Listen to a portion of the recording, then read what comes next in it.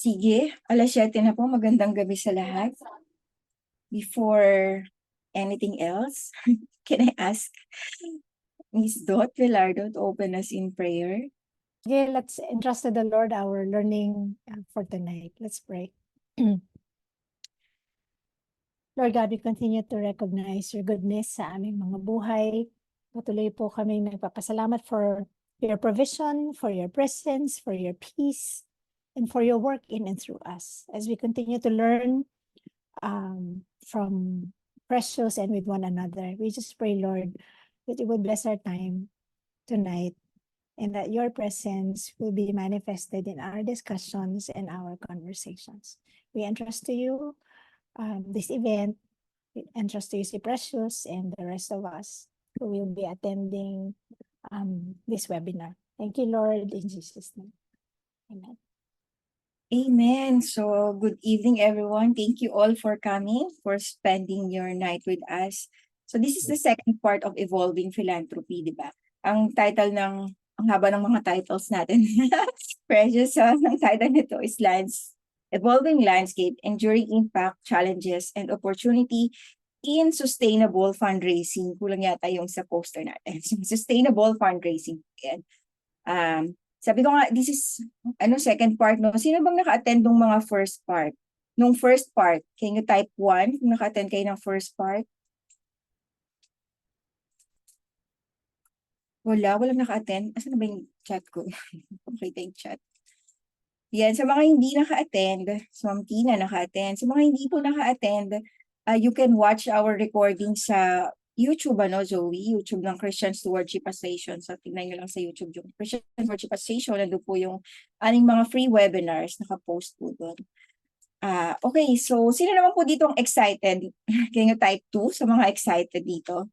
Okay, so thank you po sa mga excited. Sandali, sorry, nag-type ako ng script ko. Ayan, so thank you sa mga excited. Yan, ang dami na nila. So let me introduce our speaker. She is a regular faculty of our Fundraising Institute. 2 runs po yan every year. Meron kami sa this May hanggang June, tapos meron ulit sa November, September. So please like our Facebook page. Makikita niyo po yung updates sa aming fundraising class. She teaches donor care doon. And she's the Donor Care and Development Manager of World Vision Philippines for 16 years nga, di ba? So, ang dami ng experience nito. So, please let us all welcome Miss Precious Hope Basco. Hi, everyone. Magandang gabi po and welcome to tonight's webinar. And ang title po nito ay Evolving Landscape, Enduring Impact, o di ba? Challenges and Opportunities in Sustainable Giving or Fundraising.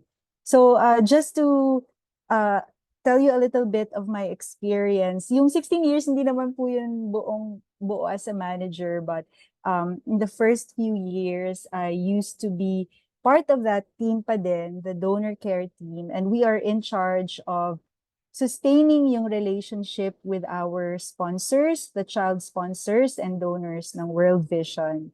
So, sige po, let me share my screen para makapag-start na po tayong mag-discuss about what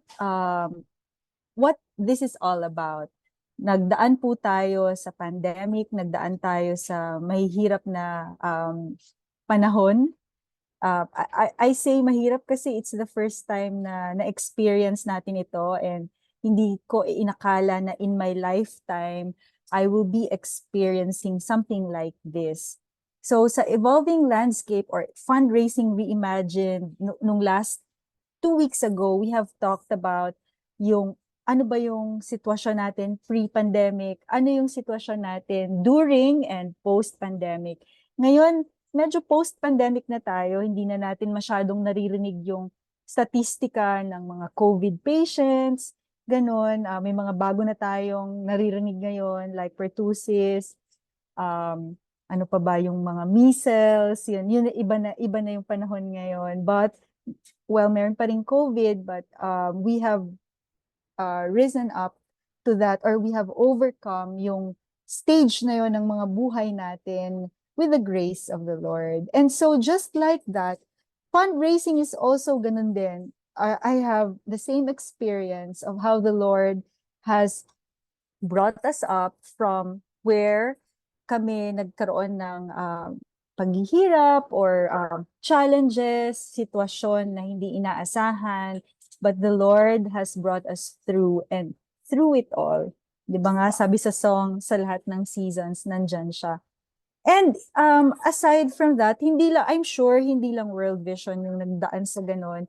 A lot of NGOs and fundraising offices have also gone through that. And the Lord has also upheld everyone and sustained especially. So talking about the challenges, the evolving landscape, we will discuss also opportunities. We will discuss a balanced mix or marketing mix yun kapag sa mga marketing lingo eh. Marketing mix. I'd like to say balanced fundraising and yung stewardship plan, which is very important. It is a very important aspect of fundraising. The way we present ourselves to be good stewards of what the donors or the givers, the partners have entrusted us to use, di ba po? To manage, to steward. So sige po, let's begin. Balikan lang po natin ng konti yung challenges. I'm sure a lot of us ay naka-experience nito, brand competition. Recently, we have engaged an agency that studies yung mga competitions ng brands, and ang laki ng opportunity namin for improvement in terms of branding. In terms of branding, ang dami nating kakumpetensya, whether it's a brand for faith-based organizations, or it's a brand or an NGO na secular, like I can mention a few, for example, Red Cross, other organizations like UNICEF. So yung mga ganun, yun yung mga examples ng competition namin. And of course, it's a very it's hard to maintain your market share. Yung market share, kung ilang percent ba doon yung market ng World Vision in terms of child-focused organizations, ilan ang UNICEF, ilan ang ganitong organization. So that was an eye-opening study for us na we really have to improve our brand. So that is really a challenging thing. Especially that we are working on such a limited budget, di ba? Hindi naman ubus-ubus, kailangan dito mo siya ilalagay. Ang hirap-hirap mag-budget. Alam po natin yan, mga mommies, mga finance people, mga those who are managing yung kanilang mga resources. It is really hard, especially if may limit, hindi sky is the limit in terms of budgeting for brand. Inflation, alam naman natin to, we experience this every day. And so some of our partners, ang mga givers sometimes would say that, you know what, I cannot afford anymore. I need to cancel my sponsorship to this child, yung ganon. So sometimes ito, kalaban talaga natin din ito eh, yung inflation, yung economic standing ng mga pamilya, yung economic standing ng mga individuals as well. Kasi yung individuals, yun yung nagsusupport, and then if that person has a family, example, or a breadwinner, it really affects the budget. Donor fatigue.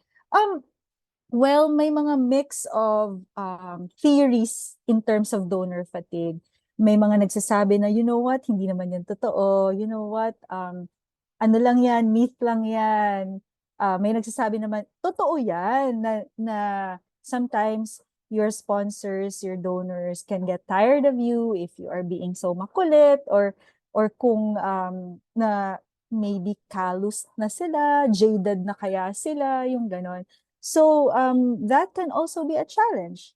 So for all of these challenges, ito yung nakikita ko that itong mga marketing mix or channel mix, ang nakikita kong naging katuwang namin sa pagpapaunlad ng fundraising sa organization where I currently work. So unang-una would be digital fundraising. And yung digital fundraising, from then, even pre-COVID, malakas na siya eh. Talagang nandun na tayo, papunta na tayo sa technological age, ika nga. And digital fundraising is something na talagang hindi na po pwedeng mapag-iwanan tayo.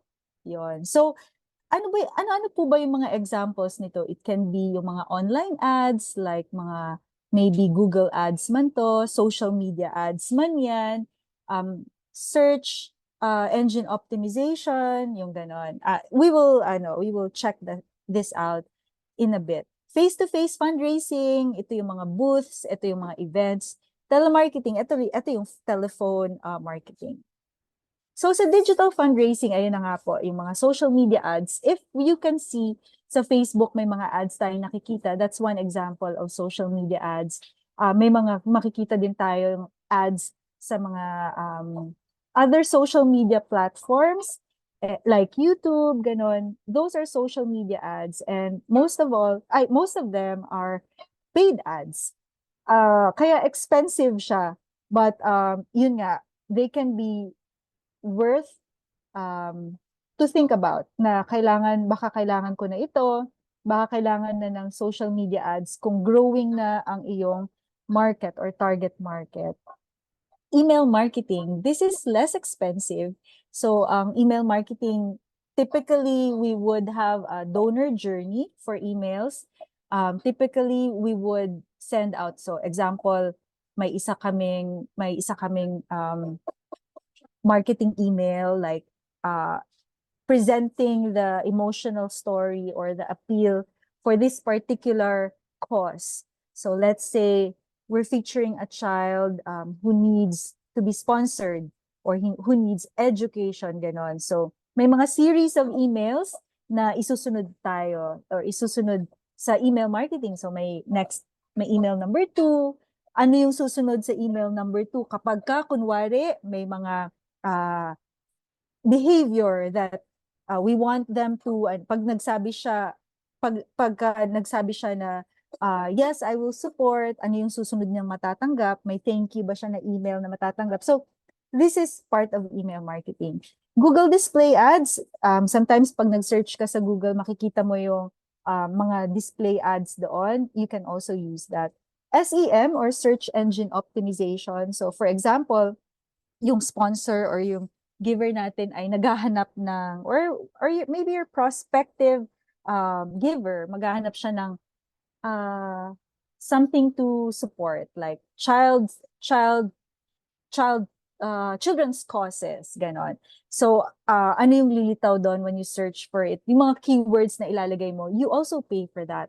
Para lumabas yung, say, World Vision ng unang lalabas. If I put child sponsorship, if I search child sponsorship, ano ba, una bang lalabas? UNICEF ba? Or Save the Children kaya? World Vision kaya? So, you also pay for that. Content marketing. We can see this example sa LinkedIn. I have, for example lang po, kung wari ako, example, I can post a podcast there or a content, something like a content there, and also yung articles, for example, or blog ko man yan, and then may mga call to action in the end, and that can be part of content marketing. You have a call to action kung ano yung susunod mong ipapagawa sa supporter mo or would-be supporter. Influencer marketing, ito, common dito ngayon. Napakarami na po nating mga celebrity influencers, mga TikTokers, YouTubers, that we can engage in doon sa kanilang mga causes na gusto nilang i-support, and they can help. Messaging apps, ito naman yung example nito, Viber, WhatsApp. Sa Viber, very common ito sa Pilipinas, and we have so many mga community groups that you can use, and you can even subscribe and pay and use it to blast dun sa mga supporters natin or sa mga members natin or sa mga donors natin. So itong digital fundraising na ito, these are itong mga examples nito, most of these ay ginamit na namin and proved na successful sila in bringing in the support that we needed. So that's for digital. Let me move to the next one. Face-to-face. Okay. So itong face-to-face, ngayong tapos na yung COVID and yung pandemic, bumalik na po kami sa mga, unti-unti pa lang naman, hindi pa naman 100%. Unti-unti bumalik na po kami sa mga ganitong events like dinner, concert, wala pa, pero dinner meron na. Mga booths, exhibits, ito very, very successful kami sa airports. Personal visits, syempre yung mga meeting in person. Parties, parties, ibig ko sabihin nito ay yung mga partners namin, they would invite us to their parties. Mga milestone parties, example, debut, ganon, and then they would give us a slot there, and or pwede rin na yung mga souvenirs ay for World Vision. Give all your gifts for me. Example, ako yung mag-birthday. Instead of giving me a birthday, give it to World Vision. Ganon. That's also, may mga gumagawa nito for us. So, mapadebuman, mapa-wedding, and even funerals. So, ito yung mga blessing na hindi ka masyadong gagastos, yet you are, they invite you because they trust you, and they also want you to be a part of their milestone. So, ganon. Referrals. Ito, we had another survey for existing sponsors. This is very fresh. A few, parang 2 months ago, nung nag-survey kami, ang lumabas doon is that aside from digital ads, aside from online fundraising, ang referrals or word of mouth or face-to-face fundraising ay 50% ng aming mga sponsors. Meaning, nag-sign up yung 50% of them through face-to-face engagements. So it's really important na hindi natin ito maiwawala. Ganun pala siya ka-importante. And they stayed. So may mga tinatawag tayong long-term donor value. So may mga computation yan. Huwag na lang akong pag-computein ngayon kasi math masyado. But long-term donor value is something that is computed. Yung mga parameters niyan would be, of course, the length of stay and the amount of donations that a certain person has given to, example, World Vision or another organization. So, pag kinumpute mo yung long-term donor value, lumalabas po sa amin na malaki yung online fundraising and face-to-face. Yun. So another one is, so for me, for all of these examples, for all of these fundraising types ng face-to-face, the key important na kailangan nating wag kakalimutan lagi is the good relationship. Yung good engagement, yung relationship building, yung tamang relationship with the sponsors, the donors, your partners, your givers, your supporters. If we do not have a good relationship with them, iiwan nila tayo ng ganun-ganun na lang. So, this is really important. Okay. I'd like to pause. Baka meron po tayong tanong. Kung feel free to unmute or maybe chat. But if none, or kung nag-iisip pa kayo, you can ask your question maya-maya, or you can also chat, tapos babalikan na lang natin. So the third one na malaki yung nakukuha naming sponsorship ay telemarketing as well.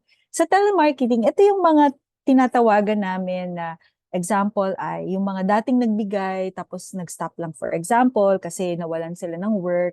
We would call them back and see if they are ready to renew. They are ready to reactivate, ganon. And so, okay to kasi hindi ka nagagastos to look for new ones, right? Hindi ka nagagastos to magpapakilala ulit, brand awareness ulit. It's very hard to do that. And it's very expensive. So why don't we dig into the profiles and the database that we have and see if there is a particular giver that can reactivate, that can be renewed. Another one is encourage also to upgrade giving. A lot of times, hindi lang natin alam, marami palang may capability to give more. Hindi lang natin alam. Tinetest lang pala nila tayo nung umpisa. Mapagkakatiwalaan ba to si World Vision? Baka hindi eh. So, kung mapapagkatiwalaan, sige, I'll give more the second time. But if we do not have a push, a prompt, hindi rin naman nila yun, hindi naman sila yung tatawag para, you know what, I'd like to, increase my giving. Hindi. Sometimes they need a little bit of a push. And sa survey namin last year, it is very important to note that 86%, basta ganung level, very high, ang level of people who who are considering to give more. But this is regardless po of we just wanted to know their heart, but we didn't ask yet about their capacity to give, so it's just the interest to give more. Ibig sabihin, is their heart right there to give more? And it is very it's very encouraging na yes, nandun. Thank you, Lord. Kasi ready sila to give pag meron lang sila. And so the next question would be, what will it take for you to give more?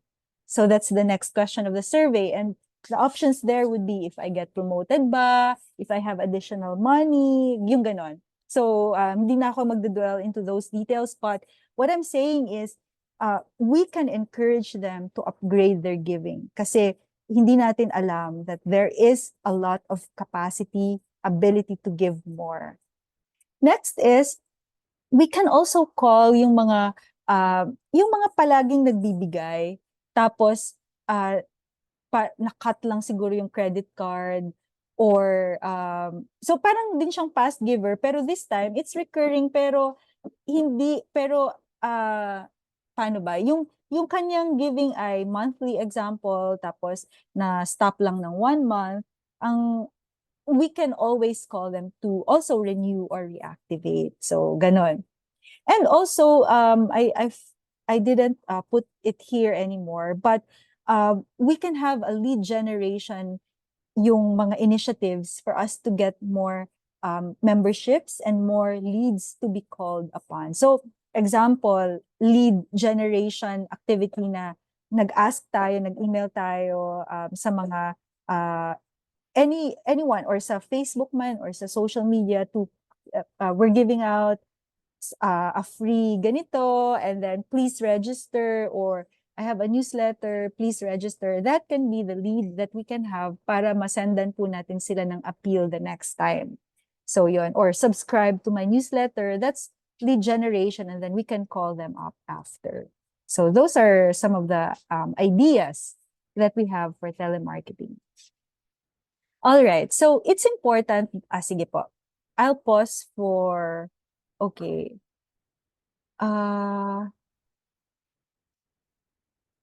Tim, si Sir Tim of, okay, so nasagot na po. Right, yeah. Yes po, Sir Tim, I'm from World Vision po, and our sponsorship program, yung pinaka-banner ng World Vision child sponsorship, yun po yung pinaka-banner namin na kumbaga offer for sponsorship or for support or for donation. So child sponsorship po yun. So for all of those fundraising initiatives, I'd like to highlight messaging. It is very important that we take note yung how we express our ang advocacy natin, how we tell them about ano ba yung kailangan natin, ano yung offer natin. So if you remember from our first session 2 weeks ago, we talked a little bit about Fogg's behavior model. Yung B, ito lang po yung very simple formula. B, or behavior, yung change na gusto nating mangyari, or yung behavior na gusto natin na magawa nila, equals MAP. MAP is motivation, ability, and prompt. So let me give you an example. Sa messaging, it is very important that we practice a bit of itong mga aspects na ito ng messaging. So let me give you an example in terms of behavior. Ano bang behavior ang gusto nating magawa nila or gawin nila? So the behavior that we want is for them to be a supporter, to support us. Next is, ano yung, how do we motivate them? Ano yung, paano natin mapapakita na, uy, motivated ka na, so sige na, ganon. So, number one is, we can make them understand kung bakit natin to kailangan. So, yung motivation, hope is one very big motivation. Malaki ang nagagawa ng hope. So, for example, give hope to this child. Yung ganong messaging, or you will, kumbaga, make a difference, ganyan, and by giving hope to this child. Also, sabihin mo kung kailan, now na, kasi it's urgent. We can say na, because of this calamity, example, or bumaba ang attendees ng school, you can say that. So, we make them understand bakit natin kailangan ang support nila. Yeah. Ability is, we tell them that they are able to make a difference. So, make a difference now, support a child or sponsor a child, and it is easy. So, ato pa pala, with regard to ability, it's important that they have the ability to give. So, kumbaga, when we target them as audiences or as our market, target market po, like sa digital, for example, may mga algorithms po yan, right? Yung Facebook. We can, pagka nag-subscribe tayo sa mga plans or sa mga ads, you can direct your ads to those people na ganitong edad, right? Female, right? Ito yung trabaho nila, taga-IT sila, taga-finance ba sila, business people ba sila, housewives ba sila, Christians ba sila? Ganon. So, you can may mga pwedeng gawin yon. Millennials ba sila? Ano yung demographics na kailangan natin? So, in terms of ability, make it easy for them to give. How? Maybe we can partner with e-commerce, like mga online shopping, online shopping, mga Lazada, Shopee, mga ganon. Also, have your e-commerce platform yourself. So, make it easy for them to give. Marami tayong pwedeng options na ibigay sa kanila, yung mga e-wallet, yung mga uso ngayon, para mas madali sa kanila pagbibigay. Kasi minsan, kapag pupunta pa ba sila ng bank, kunwari, walang online giving capacity yung bank account natin, may hirapan sila. Hindi na sila pupunta sa over-the-counter sa bank para to give, right? Mas gusto nila mag-GCash, mas gusto nila mag-credit card. So, let's make it easy for them to give. Let's encourage them that they can make a difference, and this is how easy it is to give. Last is prompt. For the prompt, let us be clear with our messaging. At ang hindi dapat marami tayong pinapagawa sa kanila. Isa-isa lang. Kasi magfo-fall out po yan eh. In our experience, for example, in the landing page, sa online landing page sa website, for example, if you put so many required fields like name, age, address, birthday, tapos required lahat, tendencies are, you will see your analytics and you will see that mga page 2 palang fall out na. So kung ang mas maganda, page 1 lang, nandyan na silang lahat at konti lang hihingin natin. In our case, ang hinihingi lang po namin ay name, email address, and phone number. Yun lang yung required fields namin. All the rest are optional. Kasi nga po, we make it easy for them to give para hindi na sila malaglag. There are a lot of analytics na available online. Facebook man yan, Google man yan, like the bounce rate, yung mga ganon, the rate of fallout, sessions, alam nyo na yan, yung mga how many seconds ba sila naglinger sa isang page, kailan sila nawala, yung mga ganon. Kasi nakakatakot din, may mga internet connection or probably data connection that we need also to compete with, right? And of course, all the other mga iniisip nila scattered minsan. So, marami silang gustong gawin. So, let's make it easy and fast as much as possible. So, one CTA or one call to action only at a time. And repetition is okay. Let me go to a chat. Any advice in moving towards formalization, SEC, etc. while working out fundraising? Oh, okay. Sige po, let me get back to that. Medyo mahirap yung question. Hindi, very technical and very hard. Sige po, let me go. Okay, so sige. Sige na nga po. Balikan ko na nga po kaagad yung question ni Sir Tim. So Sir Tim, sa totoo lang yung mga SEC, you mean the papers for you to be accredited by the SEC? Yun po ba yun? And if it's a yes, I guess may mga ano po yan sila, may mga requirements po yan sila. But however, sir, hindi po kasi allowed mag-fundraise hanggat walang requirements. So I'm not so sure about non-child focused organizations. I can speak for a child focused organization. Kami po ay governed by DSWD, and if we do not have a permit from DSWD, we cannot fundraise. Ang lahat ng child focused organizations ay, aside from all the other certifications na kailangan natin, like the PCNC and BIR and mga license to operate, we also need to adhere sa DSWD accreditation where we are allowed to raise our funds. Pero in terms of SEC, yan, I think that's the first step. And yung sa fundraising, I think if it's not a child-focused organization, I think pwede siya agad. Ate Dot, correct me if I'm wrong.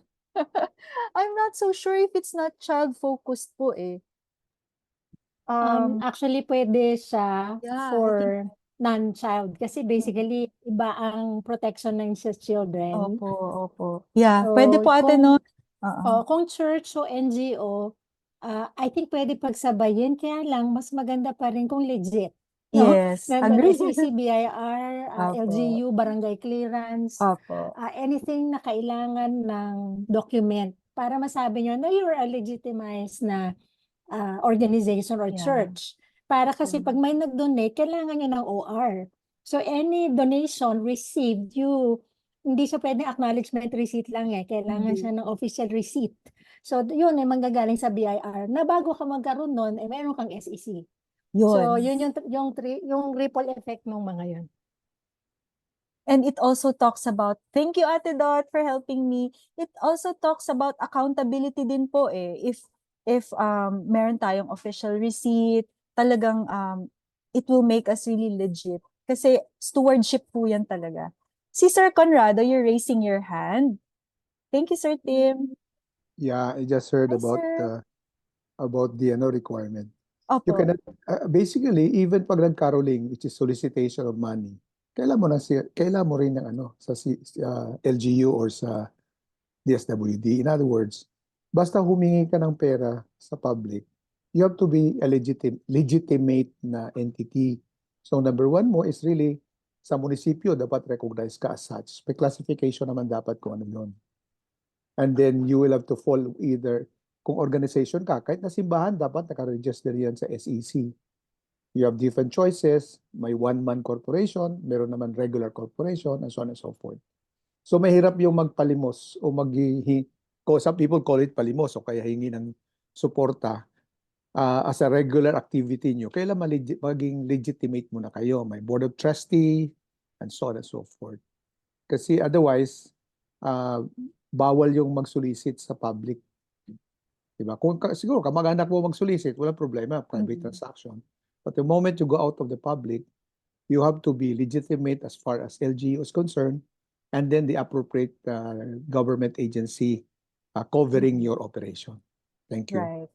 Thank you din, Sir Conrado, for adding up to that yung mga answer natin. Very, very helpful for us and for Sir Tim. So, tama po, the moment we go public, we really need to be responsible and accountable. And speaking of that, we have this next topic, which is the stewardship plan for sustainable giving or fundraising. Simple lang po yung nilagay ko dito, tag. O, di ba, madaling tandaan, tag. Transparency, accountability, and gratitude.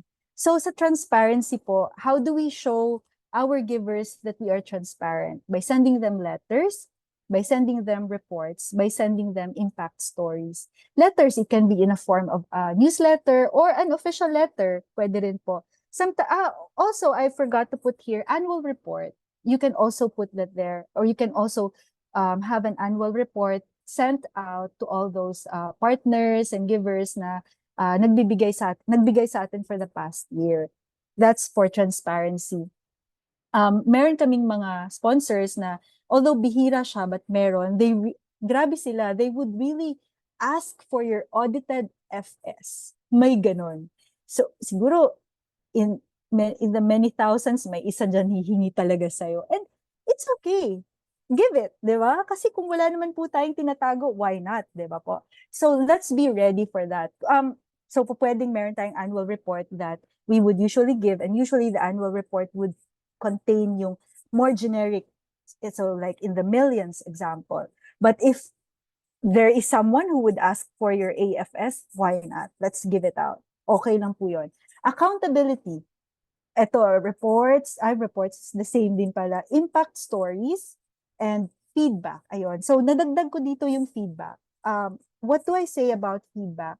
Every year, in our case, our team would ask our 11,000 sponsors to give us feedback in a form of survey. So, we would post mga 20 questions and they would give us survey. How can we improve po? Ano ba yung ayaw ninyo sa ginagawa namin ngayon? Ano po ba yung gusto nyo sa ini-email namin? Ano pa po ba yung gusto ninyong marinig? Ano po yung ma-motivate kayo more to give? In the next 12 months, sa tingin nyo po ba, tutuloy pa rin kayo sa pagbibigay? Yung ganon. That's part of feedback. And you are also, because we are calling them our partners, we are making them involved in what we are doing. So, di ba ang partnership po, kasali dapat sila sa decision making, sa improvement, sa mga pwede pa nilang ipagawa sa atin, and that's a part of accountability. Let's not forget gratitude, letters.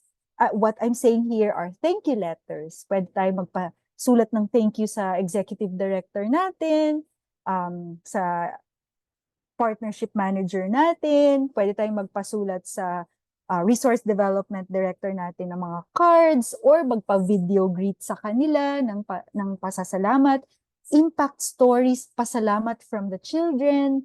These are very powerful na mga stories or powerful na mga pa-thank you. Like the children, simple lang po, sasabihin lang ng mga bata, for example, maraming salamat, our dear sponsors, God bless you, ganun, very simple yet, malaki po ang impact. Kasi una, they can already see that the child is real.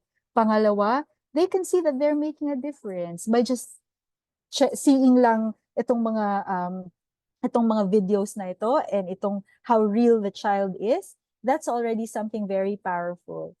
Phone call, pwede natin silang tawagan. Email, thank you email. Pwede natin silang i-email ng thank you. And I forgot to put here, we have to take note that it should be also very prompt when we say thank you. Ang pinaka-max sana po as much as possible ay 48 hours. Kung pwedeng 1 hour, why not? Kung pwedeng 2 hours, why not? Pero kung hanggat maaari po, wag po sanang lalagpas ng 24 to 48 hours na pagka natanggap po natin yung kanyang donation, send agad a thank you letter or send agad a phone call, send agad a text, send agad a messenger, DM, ganon. So gratitude is very important to sustain the relationship and to sustain the giving. Makakaulit po tayo ng paulit-ulit kasi nire-remind natin sila ng kanilang impact. Ayun. Sige. Meron po bang tanong? Sige po. Tuloy-tuloy niyo lang po yung pagtatanong sa chat if you have a question. I'd like to add some more best practices for sustainable giving. Yung una here would be do not stop experimenting. Do not stop experimenting in terms of ano pang initiatives ang pwede nating gawin. In the past, bago po mag-COVID, we would use direct mail sa post office. And nung COVID, nabawasan po yung direct mail namin. But we wanted to to bring it back kasi alam namin na importante po ito na um, hindi ko alam kung kayo po ba, okay lang po ba sa inyo na hindi tumanggap ng hard copy ng sulat. But some of us still wanted, pero nakaano lang, I just wanted to assure you na hindi naman po palaging may ganun kasi magastos po yun and we also wanted to save the trees, right? So, ano lang siya, hindi siya palagi. So, meron ka lang once or twice a year. Ganun yung schedule namin. Instead of dati na palagi pa, monthly ba siya, quarterly ba siya. So, nag-reduce na po kami and sa amin, it's still very important kasi hawak po nila instead na digital lang Minsan masakit na sa mata, may mga iba hindi na nag-open ng email, hindi na nila nabasa yung thank you natin. It's also important that we send them yung direct mail. Pwede rin po yan sa appeals. So like may offer tayo of another appeal to support one more child, example. Pwede po tayo mag-direct mail. Billboards. Ito, magastos po ito pero if we want also to try this, why not? Ito ay for very important din po pala yung mga placement saan yung location, saan po siya saan po yung maraming traffic, foot traffic or kung hindi foot traffic, maaaring totoong traffic ng mga sasakyan. Pwede rin po 'yon. Isa sa mga magagandang pwesto yung mga EDSA, C5, yung mga ganon. Yun yung mga malalakas yung pwedeng recall. Pwedeng itabi doon kay Catherine Bernardo sa Guadalupe or Magallanes. Yun. But kidding aside po, we cannot stop experimenting kasi ang experiment po will bring us to a different result. We cannot do things over and over again, same thing over and over again and expect a different result. That's foolishness, hindi po ba? And that's not a part of our stewardship din. So, if we want to do something different, let's also not stop trying something different. And wag po tayong matakot na just have a balance of what we can spend. So, example, we can spend this much and okay lang po yun. Hindi po yun siya kawalan because it's part of our learning process. Yun, traditional media. Ang hindi po talaga namin kayang gawin yung TV commercials kasi those are very expensive. Pero yung mga radio yan, medyo carry po ng bulsa yan. Sometimes though, hindi naman po siya palagi. But sa ngayon po, hindi na rin po kami masyado nagta-traditional media kasi nga po ang digital platform na talaga yung mas madaming recall, madami kaming sign-ups for sponsorship. So, but if you think that okay pa rin sa inyo yung traditional media kahit sa maliliit lang example ng mga radio stations or like may community stations ba na po pwedeng mag-cater and sa tingin natin nandun yung target audience natin, why not? Pwede po yun. Next is invest in technology. Ito yung sinasabi ko po kanina, e-commerce, sobrang important. Online shopping stores, just to give you an idea, we partnered with Lazada and Shopee for vouchers. So people can buy mga 100 peso vouchers, 500, 1,000, and that goes to World Vision as donations after they buy them. So pwede po talaga na i-partner natin sila. And then explore AI. Personally, I'm scared, but it's something that we can explore. Maybe subtle, kung ano yung kaya nating i-risk, why not? So, let me give you an example. Sa pag-explore ng AI, po pwedeng mas faster na yung magsulat ng letter, solicitation letter, ganon.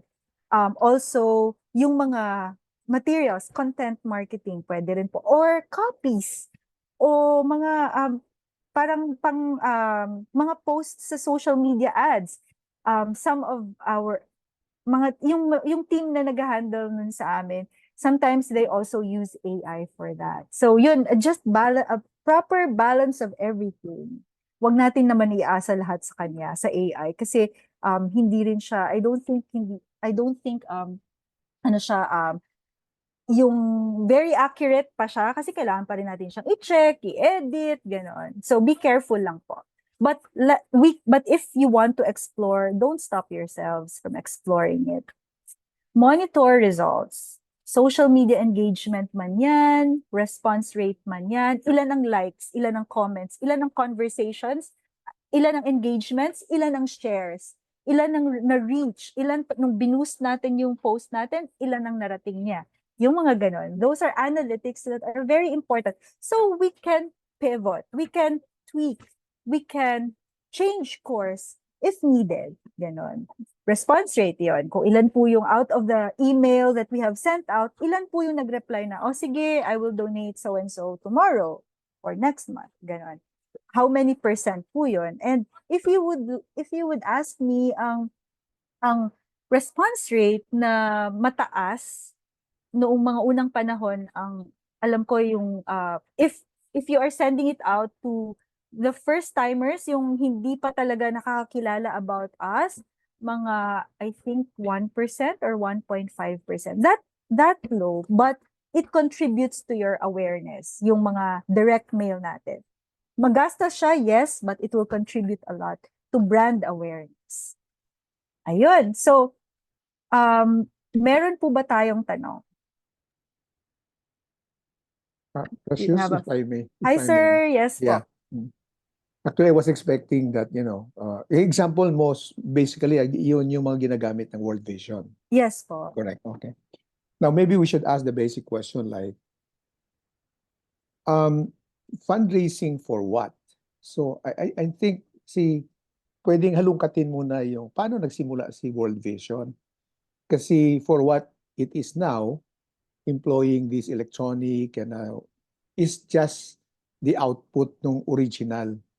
Merong buy-in, merong original na talagang I would imagine that hindi ko na-research pa si World Vision, but I would imagine that they come from America and there are big rich people in America who may have the buy-in for that. So na-realize na maganda ito. And then all the others will follow. Kaya pag tinuro kasi natin yung ganito, mga electronic, wala nga sila, basic nga, baka wala pa silang accounting system. Kasi behind the giving, una, ang kausa mo na, naniniwala ba yung nakikinig, yung sinusolicitan mo na, maganda ba yung produkto mo? Yung bang pinoproject mo ba yung hope if you're having the orphanage? Diba? So, it's not just asking, kasi kung begging, talaga mag-donor's fatigue. Pero kung nakikita nila, hindi yan fundraising, but ang nakikita yung bata. Paano ba nagkikare yung organization mo doon sa bata? At anong resulta? Yung mga bata ba nakagraduate? Naging steward ba din sila? Naging generous ba sila? Are they bearing fruits as it is in Galatians 5:22-23? I think it has to go deeper than these instruments. Kasi yung instruments na yan, madali na lang siya. Kasi maski sa sharing of gospel, sa mga survey, effective pa rin yung face-to-face na one is to one rather than yung si Billy Graham, marami siyang pero ang conversion is higher sa personal contact na ibig sabihin, pag may buy-in, hindi mo na problemahin kung siya ay tuloy ang pag-support kasi may buy-in. So, hindi siya one time. Yeah. Kasi kung one time, para lang yan sa commercial na you can buy ngayon subject to competition. So tinitingnan ko lang na I think it's also important kung magfa-fundraising ka, ikaw muna as an organizational head or leader, ask yourself a question, is the organization that I head, is this okay? Is this God's will? Kasi nga, ang magpo-provide naman talaga kung tutusin ang Panginoon, di ba? Through other people. Do I have good That's right. members? Yung basic, parang basic pa rin. And then, can you take care of the funds that comes to you? I-offer ko lang yung ABC. I've been always saying this to many. Pag sinabing fund management, yung A, yun ang approval. Dapat isang tao yan. Usually, kung sino yung leader, executive director, o kaya presidente, siya yun ang A. Pero dapat hindi yan magugo ang transaction without the B. The B is the bookkeeping. Make sure another person ang nag-handle yan. And the C is the cashier. Hindi magpapakawalan ng pera o perang cheque without the approval and the cashier and making sure another person. So palaging three people ang separately. Yung iba naman nagsasabi, yung yung asawa is asawa ko niya ng pastor is the treasurer, si pastor approval. Hindi pa rin kasi yung Conflict of position, interest. parang Yes. one sila. So another person, Opo. you need Yes. to trust Agree. somebody else. So yun Opo. ang ABC na kung ikaw yung nasa organization, ask yourself the question. How did I handle the money that the organization received? Yung kaninang tanong kung pwede ba wala pang SEC. Dapat nga may resibo ka kasi kung wala kang resibo, hindi ka pa legitimate, paano ka tiwalaan ng mga tao? And yun lang. I hope Yeah, that's a good ano po. That's based a on good. experience lang. Opo. So, sige sir, just to give you Thank a you. background po of yung fundraising ng paano nag-start sa Philippines, yung fundraising ng World Vision. Una-una ay it started with the staff themselves. So sila po yung unang mga sponsors ng mga bata, yung staff. And then Tama. after po nung staff, saka po natin in-increase nung nagkaroon tayo ng funds from our friends in World Vision Australia, they gave us, parang sinabi nila, oh, ready na yata kayo mag-local fundraising. So sige, this is some money that you can use so that you can start. And then that's when we spread it out, spread the word to the malls, and to the networks ng mga staff, yung mga friends, pamilya, ganon. So that's how it started, and that is how it became what it is now. And with regard naman po sa mga impact stories, yung kanina pong, you also mentioned that, that's very true po. With regard po sa impact stories, we gather yung pong mga stories ng mga former sponsored children, how they are now, and those stories, we would use them to also encourage people to give, because ito, kaya nyo kaming pagkatiwalaan. Yeah. You can trust us because these people are products of what the previous donors have given us. So yung mga those are very important points po, sir. And yeah, so I hope the others also have learned something from that. So yeah, accountability, yun na-share ko na po kanina, yung may mga isa talaga out of thousands who would really ask for audited financial statements, and it's okay to give. Yung ganun. I think may questions sa chat. Oh, yes po. I will send po my slides po. Meron pa po ba kayong tanong or maybe clarification? Saka Precious, baka pwede mo encourage na kung nag-struggle pa yung organization, i-encourage mo silang pumunta sa yung successful at saka yung hindi nag-succeed. Kasi yung makikita dito sa materials mo, limited ang makukuha niya until after makita niya yung actual na nag-struggle, nag-succeed, o yung nag-succeed na. Parang Yeah. kung sa cooperative, ang tawag doon, lakbay aral. So baka pwede i-link up mo lang sila, yung mga listener ngayon, link up doon sa mga successful at saka yung hindi nag-succeed. You to mean get the lesson. mga ano po namin, sir, mga active initiatives namin na nag-succeed at hindi. Yung Yes, so okay. the Sure, idea is to opo. get the lesson. Kasi Opo, yes po, opo. kung materials lang, madali, makikita, actually, makikita mo na ito sa YouTube eh. Iba-ibang presentation lang.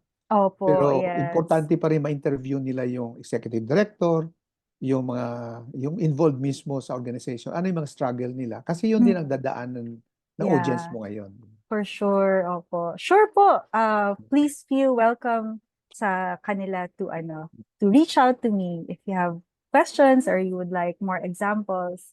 Ayun.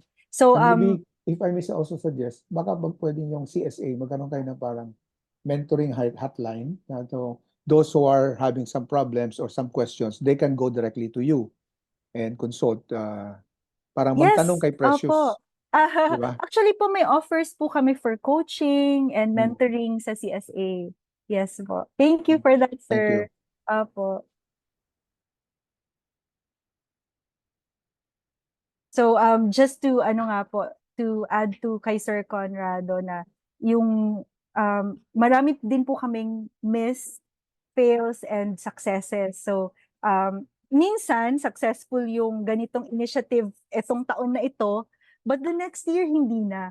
So that can really happen. Kaya hindi po talaga kami nag-stop mag-experiment kasi wala po siya talagang 100% na formula na, ito, forever successful to. So what I have shared are the mga pinagdaanan namin na may sometimes successful, sometimes hindi, and how we learn from it. Yun. Sige po, may tanong pa po ba?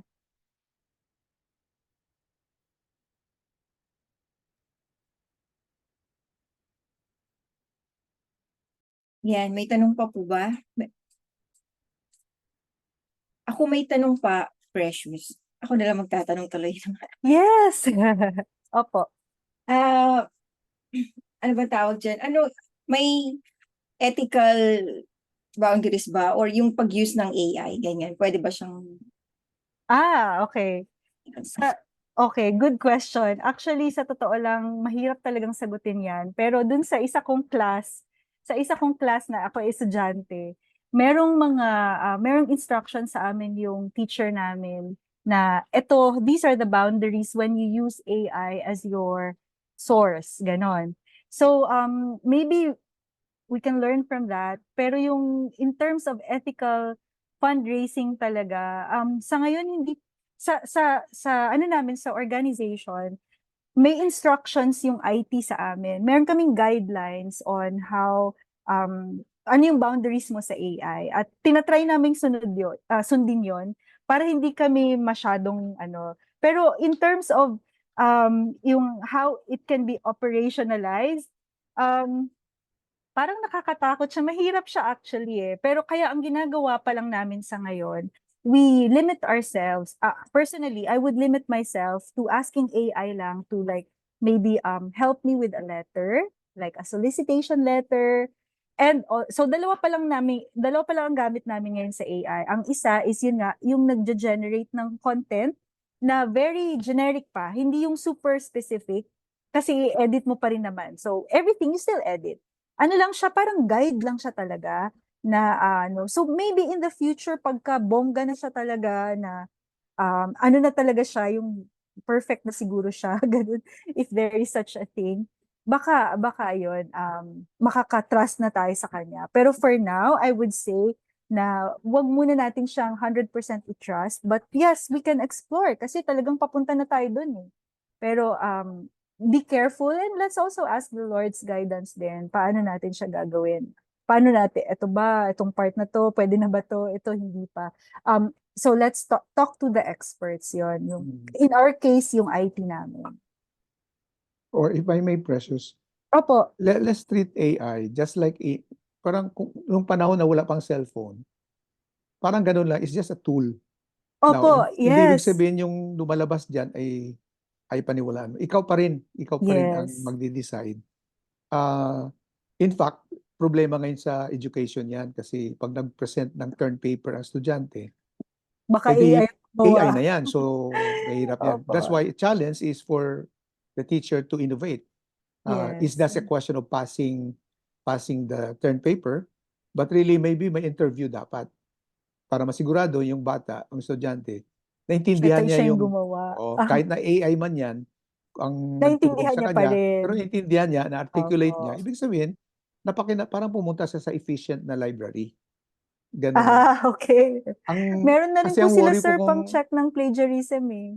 correct. May Pero ibig tool na sabihin, rin sila. ang key dyan is not really on the plagiarism. Kasi lahat naman nagpa-plagiarize. Kasi nga, we all research. Diba? Understanding Yung iba talaga. naman, tayo, tumitingin sa Bible. So wala naman tayong, ibig sabihin, it's given, no?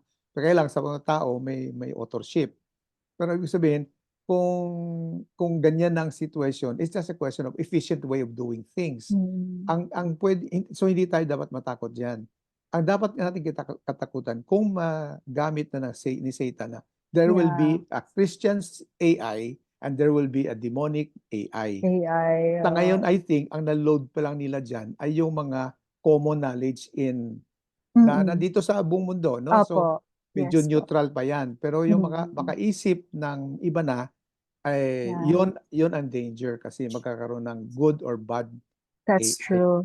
So And sana may yung mga magagaling, experiments na rin. yung magagaling na Christian na good in IT, yun ang pag-aralan nila. Paano ba sila magkaroon ng tunay na biblical na AI para yung doon ka titingin mag-research, lalabas yun biblical din. Right, right. At saka good thing, ibig sabihin, papunta na yan towards world government. So malapit na yung rapture. Yeah. So, we should welcome that. Prepare na po. Prepare na tayo. Opo. Pasensya Ayun. na, medyo madaldal ako eh. Oo. Thank you, sir, Okay, for that okay. point. Oh. So let's use AI as a tool instead of Yes. yun talaga yung ultimate or ano natin. Yeah. Thank you po. Meron pa po ba gustong mag-ask? Meron pa ba? Ako meron pa. Go ahead. Nakauna ko. Yung ano ba, kasi evolving ano na tayo, 'di ba? Yung topic na. Yes. So yung mga reels, yung mga 'di ba, yung mga YouTube channel, Facebook, ano, mga social media, if we're earning na, considered fundraising ba siya, source of income, or can we Yeah. use that para sa fundraising source din, mga ganyan. Yeah, I think so po. Like yung sa mga Facebook, 'di ba, pag may nagla-live ka sa Facebook, you allow people to send stars to you. That can be a fundraising donation na nila sa iyon. So yes. Monetize. Opo, na-monetize na po. Sa YouTube though, hindi pa kami magaling sa YouTube namin eh. Medyo mababa pa yung reach namin. But sa Facebook, yun yung mga experience ko. Although hindi rin kami masyadong nagla-live pa ngayon, hindi pa namin siya na-maximize. So wala pa kami, I guess konti pa lang yung mga stars namin sa ganyan. But yes, po, you can use that po talaga as yung monetized ng mga donations, Good mga point. support. Opo. Good point. In terms of YouTube, yun yung mga yung uso ngayon po, yung mga reels, yung mga maiksi lang din, yun. So, just to give you points dun sa mga videos, yung mga real sponsor stories namin, malalakas po yung reach niya.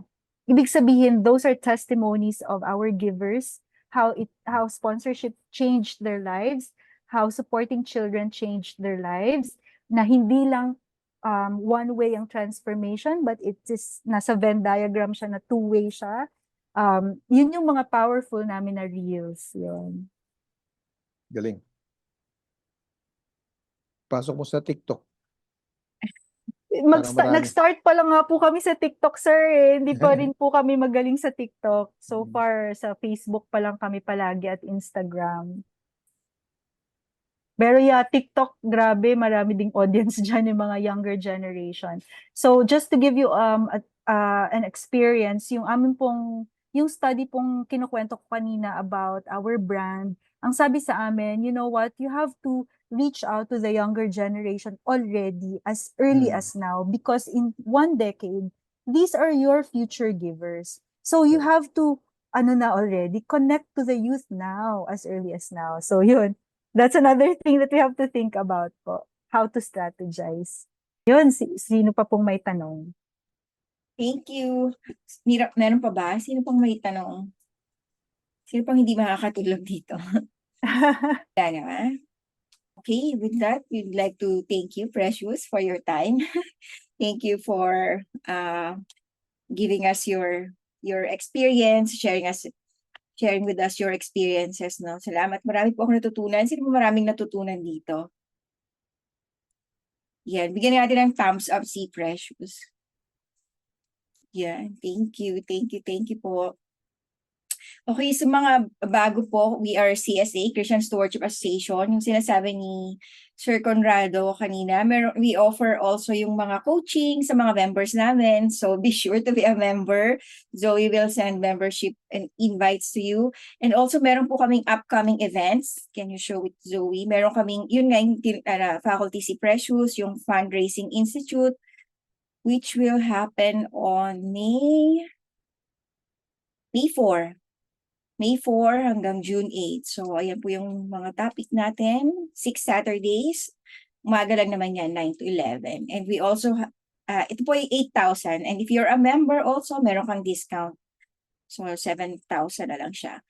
Also, we have yung BGW, Business God's Way, na sabay din siya, May 4 to June 8, pero gabi naman to, 7 to 9. So, ang faculty natin is si Sir James ng Compass. Singaporean po siya. So, ano naman siya tuwing gabi. 8,000 din po siya. May kasama ng mga workbooks na ipapadala namin sa inyo. Yan. And lastly, yung aming free webinar ulit on 4th na ba to, Zoe? 4th webinar. Yan, 4th webinar na to of the 12 series, April 26, 7 to 8. So, disciples become generous. Yan. So, yan po yung aming mga upcoming events. Marami pa po, puno na kami hanggang December. So, if you would like a calendar as well, we also send our calendars yung sa mga nagre-request niyan. Kami po ang Christian Stewardship Association. We multiply faithful and generous stewards so that people and ministries can experience the love and generosity, of course, of God. So we will have a sustainable churches and ministries.